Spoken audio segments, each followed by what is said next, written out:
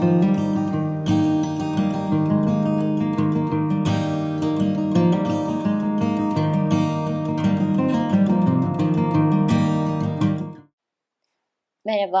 bu videonun konusu gittiğin yere kendini de götürmek.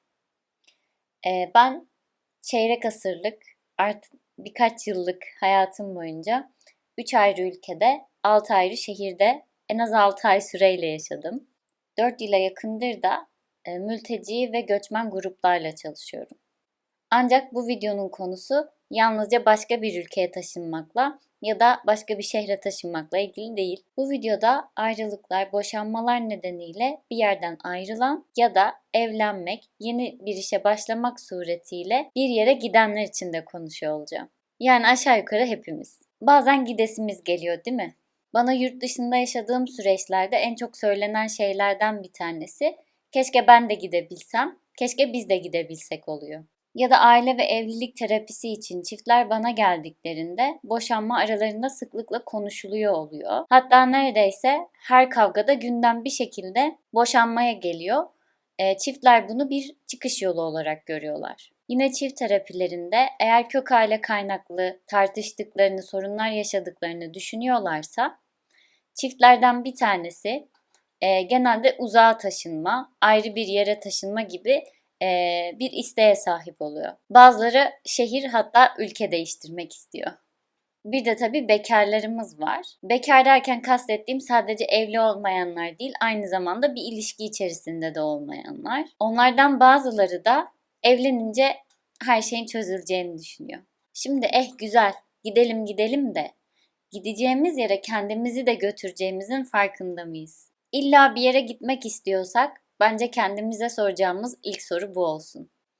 İlk bölüm, gittiğimiz yere ne götürürüz? Kendimizi götürmekten kasıt nedir? Önce onu konuşalım.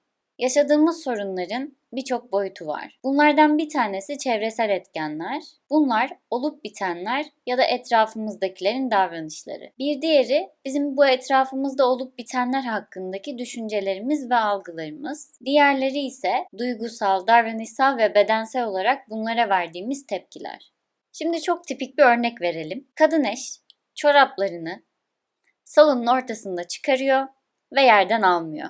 Erkek eş bu durumdan oldukça muzdarip. Sürekli yerden eşinin çoraplarını almak zorunda kaldığı için oldukça öfkeli. Eşine söyleniyor. Kadın eş birkaç kez kendi alıyor ve erkek eş hep böyle yapıyorsun diye söylendiği zaman kadın eş de öfkeleniyor. Kendini anlaşılmamış hissediyor. Ya da yaptığı şeyin değer görmediğini düşünüyor.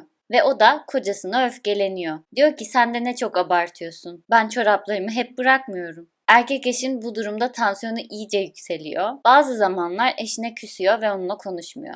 Başına ağrılar giriyor, migreni tutuyor, vücudu ağrıyor. Kadın eş de bıkmış, usanmış hissediyor. Ya küsüyorlar ya kavga ediyorlar. Neden? Bir çift çorap yüzünden. Mi? Hayır tabii ki. Farklılıkları çözme yollarını, sınır koymayı ya da iletişimi bilmedikleri için. Diyelim ki erkek eş bıktı bu çorap mevzuundan, sürekli bu konuda kavga etmekten, yaşadığı o olumsuz duygulardan ve boşanmak istiyor. Onun yaşantısı kapsamında sorun alanlarına bakalım, elimizde neler var. 1. Olan biten nedir? Eşinin çoraplarını salonda çıkarması ve yerden almaması. Erkek eşin konuyla ilgili düşünce ve algıları neler? Sürekli çoraplarını orada bırakıyor. Kaç kez söylemiş olmama rağmen yerden almıyor. Beni anlamıyor, beni dinlemiyor. Zaten evde bütün gün çalışıyorum. Bir sürü iş yapıyorum. Bir de yerden eğilip onun çoraplarını almama gönlü nasıl razı oluyor? Bu kadın beni hiç sevmiyor, bana hiç değer vermiyor. Bu minvalde şeyler. Peki erkek eşin? 3. Duygusal tepkileri neler? Üzüntü, öfke, hayal kırıklığı, bıkkınlık, tükenmişlik. 4. Erkek eşin bedensel, somatik olarak deneyimlediği şeyler neler? Baş ağrıları, migren, kas ağrıları. 5. Erkek eşin davranışsal olarak yaptığı şey ne? Söylenmek, tartışmak, küsmek. Şimdi de boşanmayı düşünüyor. Şimdi bu tabloya baktığımızda erkek eşin yaşadığı sorunun sadece karısının çoraplarını salonda bırakması ve yerden almaması olduğunu söyleyebilir miyiz? Hayır, erkek eş aynı zamanda yaşadığı üzüntü, hayal kırıklığı, öfke, baş ağrıları, kas ağrıları, sürekli eşiyle ettikleri kavgalar ve tartışmalar yüzünden de sıkıntı yaşıyor. Bunlardan da şikayetçi. Erkek eşin odaklandığı sorun hangisi? Karısının çoraplarını salonda çıkarması ve yerden almaması. Peki erkek eşin bu sorunun boyutlarının tamamından en az kontrol sahibi olduğu alan hangisi? Karısının çoraplarını salonda çıkarması ve yerden almaması. O yüzden sorununun tek çözümünün odaklandığı bu tek sorun boyutu olduğunu düşünüyor. Sürekli mücadelesini burada sürdürüyor. Burayı değiştiremediği için de boşanmak istiyor. Şimdi tabii ki ben bu olayı egzajere ederek, abartarak anlattım. Fakat genelde danışanlarımın ya da etrafında dertlerini, sorunlarını dinlediğim insanların yaşadıkları sıkıntılar aşağı yukarı bu örüntülerde gerçekleşiyor. Sizce bu adam, yani erkek eş, boşandığında sorunu çözülür mü? Cevap, evet çözülür. Çözülür çünkü artık eski eşi birlikte oturdukları salonda çoraplarını çıkaramaz ve yerde bırakamaz. Ancak kuvvetle muhtemel bu adam benzer bir örüntüde farklı sorunlar yaşamaya devam eder. Neden? Çünkü yaşadığı sorunun diğer boyutlarında herhangi bir değişikliğe gitmedi. Daha farklı nasıl davranabilirim diye bakmadı. Daha farklı düşünebilir miyim diye kendi düşüncelerini gözlemlemedi. Aynı bedensel yük ve duygusal yükü taşımaya devam etti.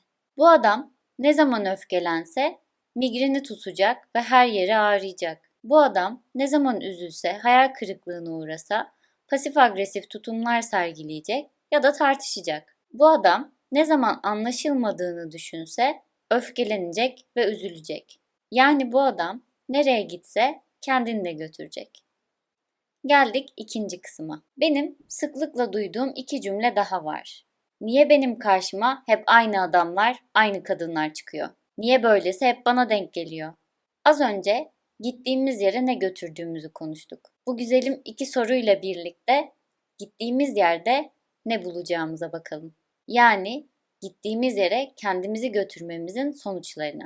1. Gittiğimiz yerde tekrar eden ilişki örüntülerini buluruz. Yani ilişkilerimizde tekrar eden etki ve tepkiler burada da devam eder. Örneğin bu erkek eş yeniden evlense bu sefer de eşinin diş macununu ortadan sıkmasına takılabilir ve aynı tepkileri verebilir. Sonra da ortaya çıkan sonuçlarda şöyle düşünebilir. Allah'ım neden birlikte olduğum hiçbir kadın beni anlamıyor? 2. Aynı sınır problemlerini buluruz. Sınır konusu en çok kayınvalide gelin örnekleri üzerinden anlaşılıyor. O yüzden ben de şöyle bir örnek vereceğim.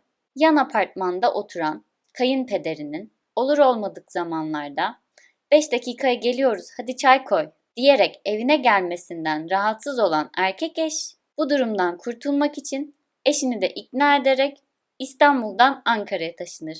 Ancak bu sefer de kayınpederi olur olmadık zamanlarda görüntülü şekilde arar. Açmayınca bir daha arar. Açmayınca bir daha arar. Açmayınca bir daha arar. Açmayınca bu sefer kendi kızını arar. Erkek eş bu sefer de şöyle düşünür. Ya bu olur olmadık zamanlarda aranmamak için, gelinmemek için ta nereden nereye geldik, şimdi başımıza gelene bak. Allah'ım nedir bu çektiğim çile? Sınır problemlerinin mesafeyle alakası yoktur. Sınır problemleri yaşıyorsanız, sınır koymakta zorlanıyorsanız, dünyanın öbür ucuna da gitseniz aynı şekilde sınır koymakta zorlanırsınız.